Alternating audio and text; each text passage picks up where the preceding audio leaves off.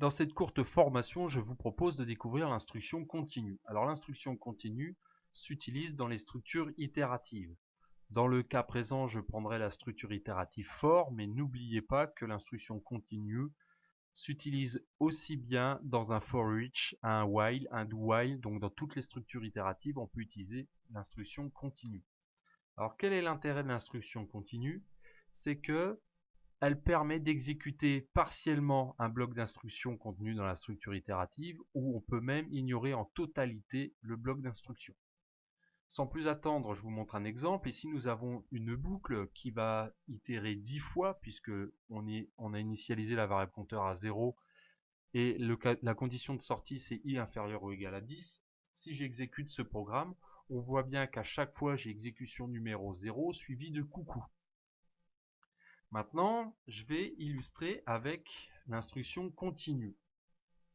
Lorsque le programme va rencontrer l'instruction continue, automatiquement, il va revenir effectuer ici le test. Donc, i va être incrémenté et il va servir à nouveau au test. Ce qui veut dire que la ligne 24 ici ne sera jamais atteinte, donc jamais exécutée. Je vais exécuter le programme pour illustrer cela. Et nous voyons bien que le coucou qui était initialement prévu n'est pas affiché. Alors en l'état, écrire continue comme ça avec une instruction, ça reviendrait exactement à écrire cela. Mais on va voir justement que continue peut avoir un intérêt lorsqu'on veut exécuter par exemple une partie du code seulement pour une itération donnée. Je vais donner un exemple. Par exemple, je vais dire qu'à l'itération 2, donc je vais marquer si i égale 2, je vais passer à l'itération suivante, donc j'écris continue. Ce qui fait que seulement à l'itération 2, la ligne console writeLine coucou ne sera pas affichée. Par contre, pour toutes les itérations, les autres, le mot coucou sera affiché. Donc on exécute le programme pour voir le test.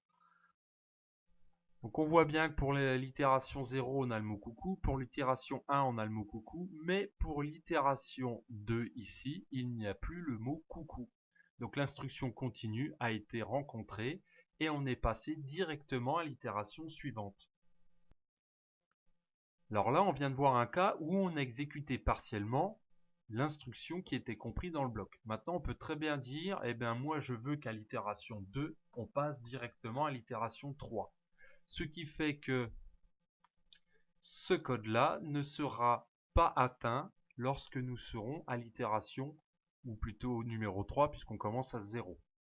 Donc voyons ce que ça donne une fois exécuté. Donc nous avons bien notre itération numéro 0, la 1, et puis nous voyons qu'on passe directement de la 1 à la 3. L'instruction continue a été rencontrée à l'exécution numéro 2 et donc a été sautée en totalité puisque continue était en début de bloc d'instruction. Alors si c'est une instruction qui sera moins utilisée que l'instruction break, voire la vidéo correspondante, eh bien l'instruction continue parfois permet de rendre bien des services, donc n'oubliez pas qu'elle existe car un jour vous en aurez forcément besoin. Voilà, cette vidéo touche à sa fin, il n'y avait pas grand chose à dire, c'est très simple. Donc je vous dis à bientôt.